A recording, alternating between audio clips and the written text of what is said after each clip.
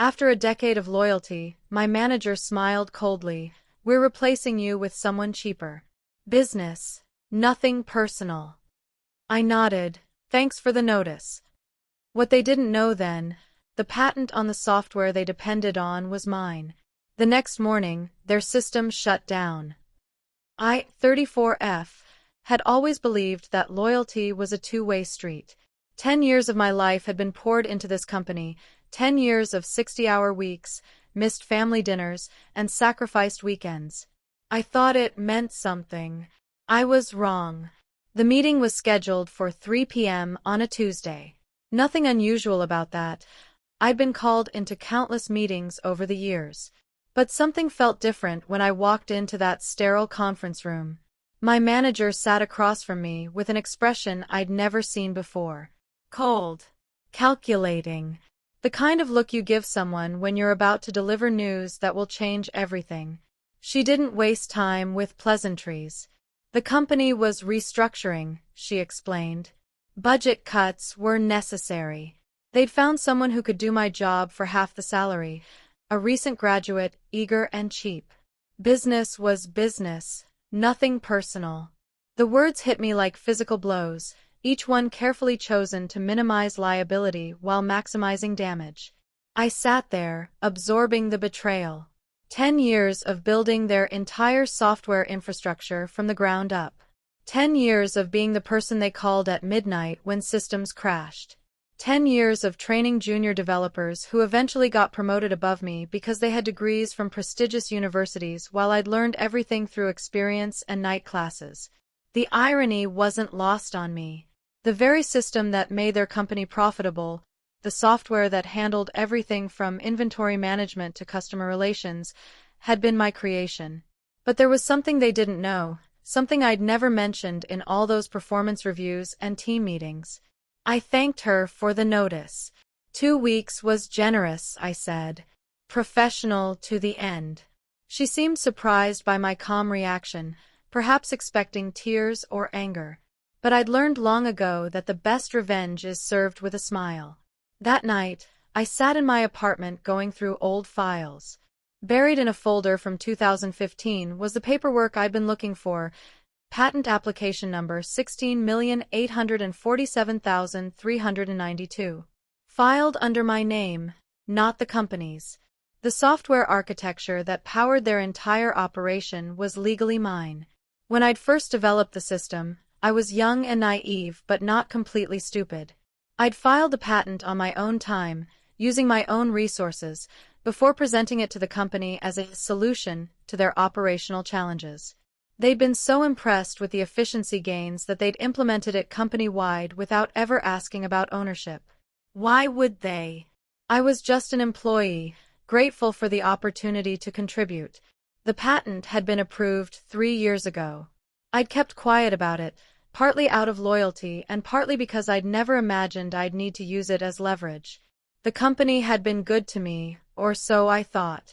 But loyalty, I was learning, was a luxury they couldn't afford when quarterly profits were at stake.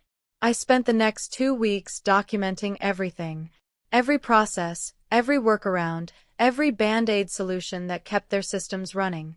I was thorough, professional, and helpful. My replacement, a bright-eyed 22-year-old named Sarah, shadowed me constantly. She asked good questions and took detailed notes. I answered everything honestly, even gave her my personal cell phone number in case she needed help after I left. What I didn't tell her was that the core system she'd be managing was about to become inaccessible. My last day was a Friday.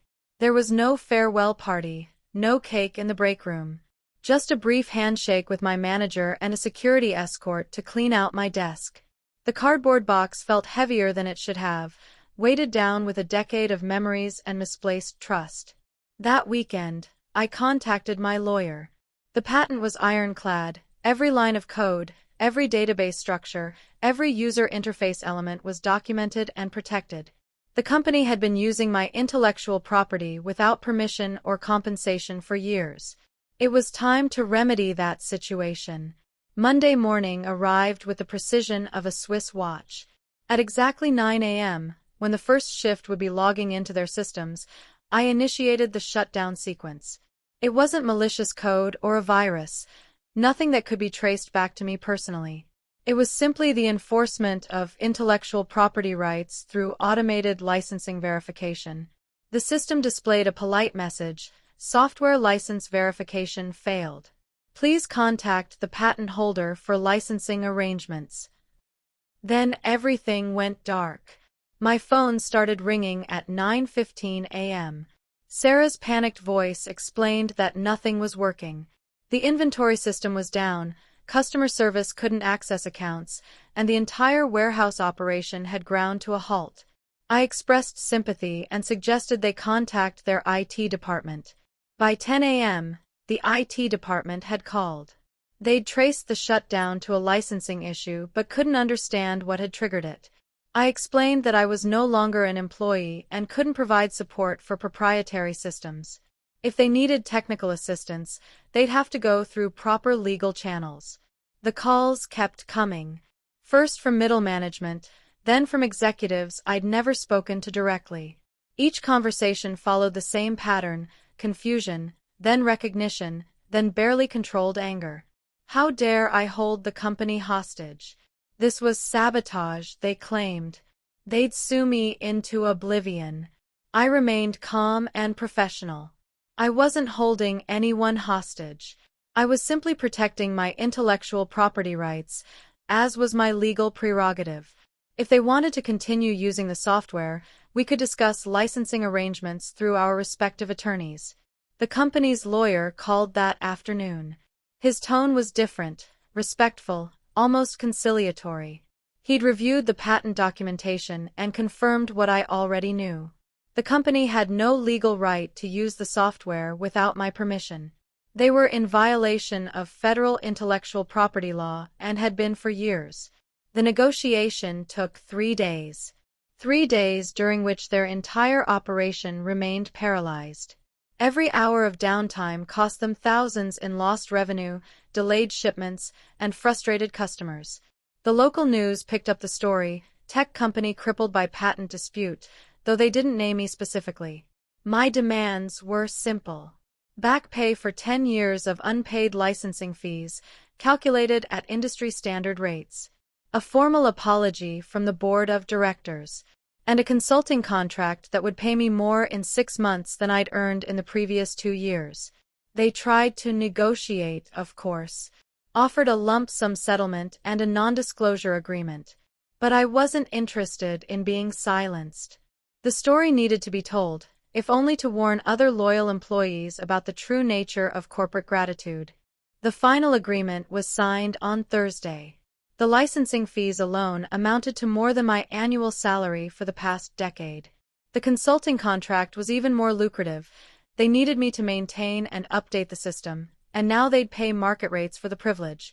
When the systems came back online Friday morning, I was no longer the discarded employee who'd been replaced by cheaper labor. I was the patent holder, the consultant, the person who controlled their digital lifeline. The power dynamic had shifted completely. Update 1. The first month of my consulting arrangement was awkward, to say the least. I worked remotely, communicating only through email and scheduled video calls. Sarah, my replacement, had been reassigned to a different department. Apparently, managing a system you don't understand becomes significantly more challenging when the creator isn't available for midnight emergency calls. My former manager avoided me entirely. When we did interact during team meetings, her cold professionalism had been replaced by something that looked suspiciously like fear. She'd learned the hard way that loyalty and competence aren't interchangeable commodities. The company's culture began to shift. Word had spread about what happened, despite their attempts to keep it quiet. Other long-term employees started asking questions about their own contributions, their own intellectual property rights. The legal department was suddenly very busy reviewing contracts and patent filings. I used my newfound leverage wisely. The consulting contract included provisions for training and knowledge transfer, at premium rates, of course. I began documenting everything properly, creating redundancies and fail-safes that would prevent future shutdowns. It wasn't revenge anymore. It was business. Update 2. 6 months later, the company approached me with an acquisition offer. They wanted to buy the patent outright, along with exclusive rights to all future updates and modifications. The number they proposed was life-changing, enough to retire comfortably or start my own competing business. I took 2 weeks to consider the offer. During that time, I received calls from 3 other companies who'd heard about my situation. They were interested in licensing the software for their own operations. The patent that had been my secret weapon was becoming my golden ticket. The decision wasn't difficult. I accepted the acquisition offer, but with conditions. A percentage of future revenue from the software, a seat on the board of directors, and a guarantee that no employee would be terminated for budget reasons without 6 months severance and retraining opportunities. They agreed to everything. The same executives who dismissed me as expendable were now treating me as an equal partner. It was a strange feeling, watching people who'd once looked through me now hanging on my every word. Update 3. A year has passed since that cold Tuesday afternoon meeting. The company is thriving, partly because they now understand the value of institutional knowledge and employee loyalty.